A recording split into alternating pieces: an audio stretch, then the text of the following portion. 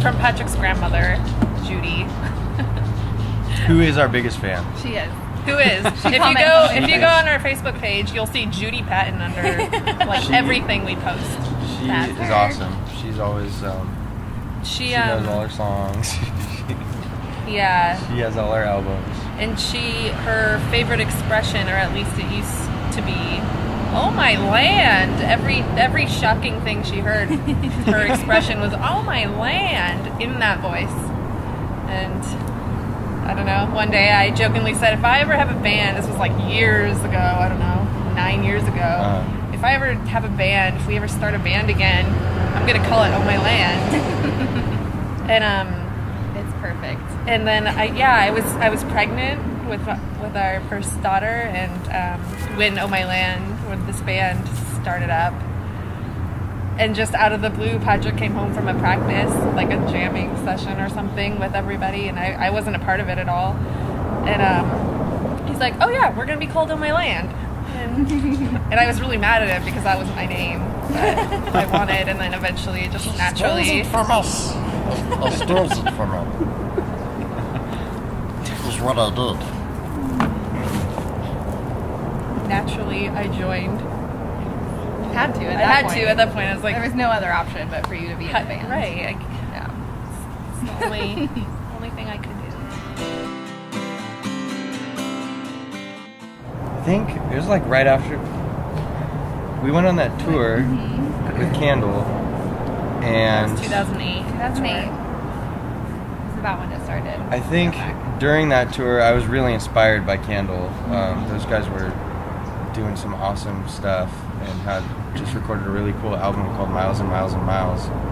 And I was so inspired by those guys that I hadn't been in my own band or written my own songs in quite a while. I had just kind of played acoustic, like coffee house shows, things like that, and but that kind of sparked my drive to start a band and write new songs, and so it didn't have a name, but that's when it started. We were on that tour, and I was kind of in the van, like thinking in my head of all the songs that I can, that I've already written, that I can work into a band, and like what I want our sound to feel like. And by the time we got home, I was just ready to go, and just threw it all together right then. And I think it was maybe 6 months later we recorded our first album. It was only 7 songs. I don't know if you can really call that an album, but yeah. Very sad. Sad, For but us. we just know a lot of really talented It's- people Yeah. who have their own projects going, and they want to Yeah. contribute their time to their own project, which is totally understandable and awesome. And they're all really talented and good at what they do, so that happens. So we had, you'll hear Matt Preston on our new album playing drums, and he really added a new element to this album that I'm just totally amazed by. That guy is a talent, and he was playing a lot of shows with us, and he just he got busy with his band. He's getting married, so he's got a lot going on his plate. He's got school, so he's just busy, and it's hard to balance 2 bands, especially when one is your band that you really care about, and especially when you're going places like they are. They've got a lot going on right now. So and then Kevin is kind of similar. He's got his own band called Candle, and those guys are really talented. He's a great songwriter, and he's also got a young 1 year old. 1 year old. 1 year old. He was born 4 days after our son, but he's got a young family, and a band, and his job kind of took him away too. So now he's living far away from us. And then Josh, our bass player, moved to West Virginia. We miss Josh. He plays on the new album. Yeah. Yeah. So as of now, it's just kind of us 4. And we're working on it.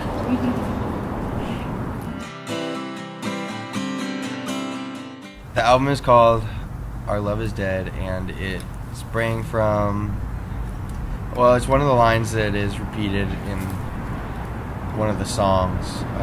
And I had written all these songs, and they all kind of had the same theme running through them. And I just thought that that was the line that kind of encapsulated the whole theme of the album. And Our Love Is Dead is a little bit satirical. It's kind of, it's more of an observation of people's philosophy. I see a lot of people who really believe that our love is dead. Like I hear a lot of people who complain about, I don't know how to say this.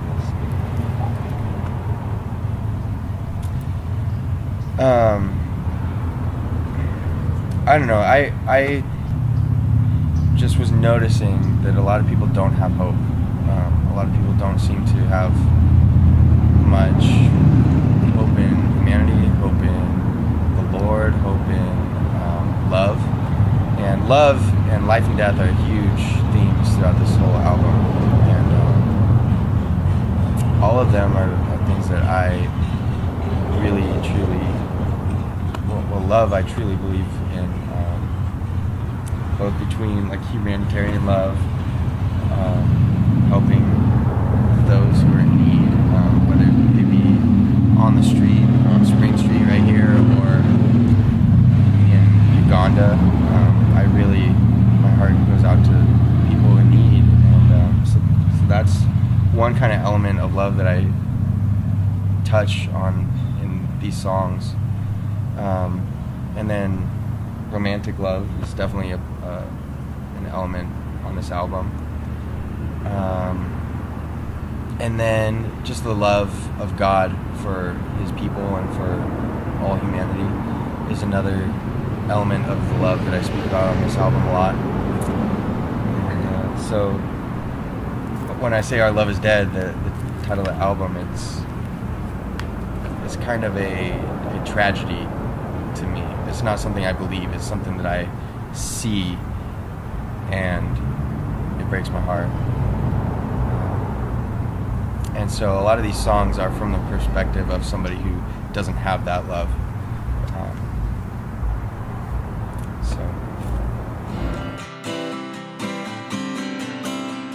A lot different, I feel. Different influences. Yeah. We've grown a lot more into what I think the original idea behind the band was. Original idea being more like rock focused, more driving, and whereas initially we started more folky, like just because that's what was natural. Which was, it was kind That's of what an we accident. knew at the time. Yeah. I feel like this album is the album I was trying to make the whole time. Yeah, that's how I feel too. Mhm. Again, when we first started this band, it was coming off of a tour with the band Candle, who's Right. very country, folky influence. Banjos, And like guitar. all my friends played that kind of music at the time, and so I started this band, and I needed musicians, so I got all my friends from. We stole all candles. Yeah, we Pretty started much. candle poaching, and then the sound of the songs just kind of turned out to be folky, and I loved them. It sounded great, but it wasn't exactly what I was aiming for. But I think it worked for those songs, and I think there was somewhat of the musicians' influence in pulling it towards folk, and then part of it was me lending the songs towards folk because I knew they were going to turn out that way, and so we just went in that direction kind of, and then slowly been kind of And then somehow, Steering it. like with this album, everything just, I don't know if it's we've known each other long enough now or we just get each other more, but it just totally went in a more rock direction, which is what we always kind of wanted. Yeah. But this time it was easy. It just We didn't worked out force that it. way. It just Yeah. like happened. That's what sounded the best when we were all coming up with our parts. Was Right. Like just trying something a little, I don't know, Right. more edgy. and doing like a lot of weird things that we wouldn't Yeah. necessarily. A lot of experimenting. Yeah, we had a lot of fun on this, recording this. We We just did. kind of went for it. And I was proud of everybody because nobody held back. Yeah. What do you think about this album versus our other albums? Because you've been there for all of them. Yeah, it feels more cohesive and more like produced, not in a negative sense, but just it seems like you've kind of been searching for that sound that you were just talking about, and now you've finally kind of found something that kind of flows better as an album, that you kind of mix the genres together instead of having like more like extremes in the genres. You Yeah. kind of mesh them to flow better, and I think it just sounds right. And I think with this album, I wasn't intending to write any album. We had just recorded the Mayflower Twins, and I just kept writing songs. They just kept coming. He tends to write a whole new album in the midst of recording an album, or Yeah. before an album's even finished. So we always have full albums We're ready to go We're ready for the next upon one. release of the previous. Always got Yeah. that But material. these ones all were written at the same time and with the same inspiration, the same drive. They all came from the same place, and that I think really shows on the album. All of these songs are the same. They're different parts of the same message, different chapters of the same novel. They all fit together, and I think that is a big. I'm really proud of this album, how it works as a whole.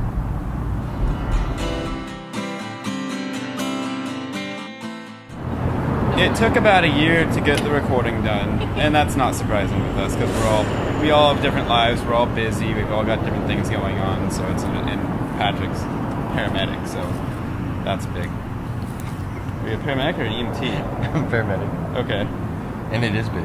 it is It's a big big. deal. So he's busy. He's got a lot of things going on, and as do we. But we started off recording in my friend's basement when she was living in Atascadero. She let me use her basement as a little recording studio. Yeah, thank you, It's more Skylar. like a cellar, Yeah. like a jail Big thanks cell. to Skylar Clodfelter for Small that. But it was great. And yeah, it was a really cool spot. I was able to kind of treat the place and acoustically, and it was a good sounding room. We got the majority of the recording done there: the drums, the bass, the rhythm guitar, lead guitar, vocals. Yeah. And then now I have a studio out in Pozo, and I've been there for a couple years now, I think, maybe a year and a half, I don't know. But we got all the little fun little synth parts done, keyboards out there, and just extra things that we found on the way. I wouldn't say there was any big struggles. Maybe just for me, for mixing.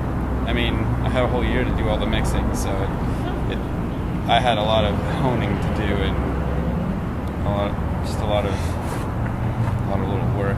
You had here to and rein there. in all 36 Tracks. channels that we recorded. There are a lot of tracks, yeah. But It was a did fun great. process getting it to For each sound. song. Have as you ever good had a as- band that uses more tracks than we do? Have you ever recorded a band? Sometimes I'm recording with a guy named Anton Kellner, and there's a couple of his songs. They rival? They've Or been they beat That it? a explains lot why- of tracks. That explains why I really like Anton's stuff. Yeah. He's got some cool music. Stack on those tracks, layer them up. Yeah. So it was a pretty smooth process, just kind of long and drawn out, and it was a lot of fun. It hasn't been formally released or pressed, but But it's out there. It's in the air. But I believe we're gonna be offering it for download, right? Our website. We right now we're offering one of the songs for free off our website, and you can stream it or download it. And then we'll be releasing another single shortly, and a music video to go with that. And then the album will be available sometime pretty soon. I don't know. We don't have a date, but it'll be real soon here. Yes. What, like a month or so? You say? It depends. Nothing's set in stone. We're still trying to figure out, because we had a band and now we don't.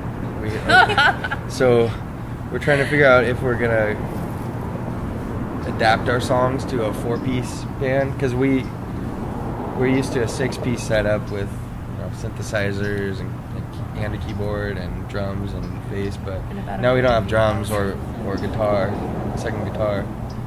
So I don't know. We're kind of looking for new friends. This is an ad. But drummers. Hey. if that doesn't pan out pretty soon, we're really raring to play some shows. So we may just start playing anyways and adapt our music a little bit. Maybe play some acoustic shows. So we'll see. That we've played ever. Yeah, ever. Actually, Oh, Nine ever. Lives. Nine Lives. In Gilroy. That place was cool. Oh, that place. And was you came with cool. us to that place. That was we played there a couple times. It was a really cool place, but it's not there anymore. Aw. Aw. Yeah, they went out of business, or I think that the people that they were renting from said they couldn't rent it They couldn't do anymore. shows anymore. It's this really cool big theater, like a real, I don't know if they do like In Gilroy. theater there or what, Yeah, but it's old theater, and it had Yeah. this huge mural of garlic on the backside. We thought it was awesome. as Garlic! they would. Of course. But in this area, I like Slow Brew. Yeah. I feel like that's our home fun. stage. Yeah. Well, Home field. It was really like the only place we could play. It's Right? the only We can real handle legit time. venue around We have here. a lot of electronics going on Yeah. that only Slow Brew could manage. Support that. Yeah, it's really Design. hard for us to play like a small, Frog and Peach or something like that, because we have a pretty many big of us. setup. Yeah. Yeah. And we They're- just physically take up a lot of space. And we're do. loud. Huge. Very loud.